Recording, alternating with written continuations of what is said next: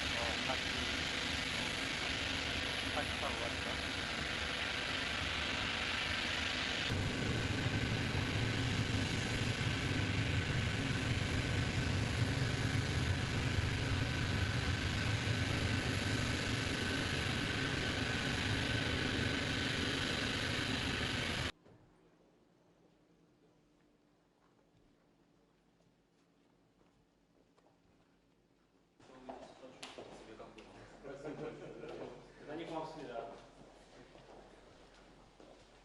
내일 아주 멋있게 생겼습니다. 내일 우리 중요한 회담들 그다음에 이 행사들 다 이 공간에서 하게 됩니다.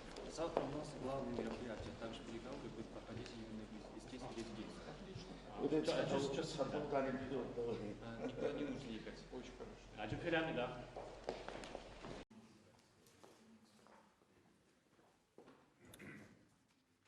Good morning, everyone. With regard to Mr. Putin and his travels to North Korea, look, we've seen, as you've said, Russia try in desperation to develop and to strengthen relations with countries that can provide it with what it needs to continue the war of aggression that it started against Ukraine. And you heard the Secretary General just reference this. North Korea is providing significant munitions to Russia and other weapons for use in Ukraine. Iran has been providing weaponry, including drones, that have been used against civilians and civilian infrastructure. And as I mentioned a moment ago, the deep concerns we have about China, not in terms of providing weapons, but in providing what Russia needs to keep its defense industrial base going and to produce itself more tanks, more munitions, more missiles. Yes, these are the countries of concern. And with regard to China in particular, as I've said before, it can't, on the one hand, say that it wants better relations with countries in Europe, while at the same time fueling the biggest security threat to Europe as a whole since the end of the Cold War. 많이 고맙습니다.